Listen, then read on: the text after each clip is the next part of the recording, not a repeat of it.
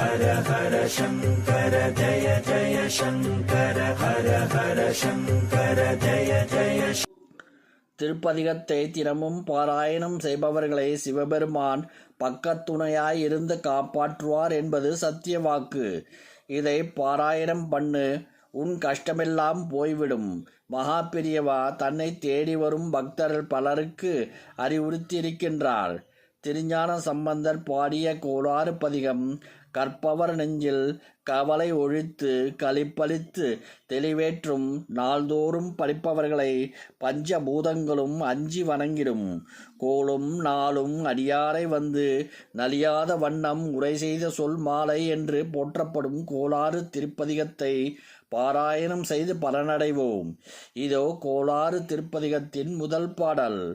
மூங்கில் போன்ற தோளினை உடைய உமையம்மையை ஒரு பாகமாக கொண்டவனும் விடமுண்ட கண்டனும் ஆகிய சிவபிரான் திங்கள் கங்கை ஆகியவற்றை முடிமேல் அணிந்தவனாய் மகிழ்ச்சியுற்ற நிலையில் வீணையை மீட்டிக்கொண்டு என் உள்ளம் புகுந்து தங்கியுள்ள காரணத்தால் ஞாயிறு திங்கள் முதலான ஒன்பான் கோளும் குற்றமற்ற நலத்தை செய்பவனாம்.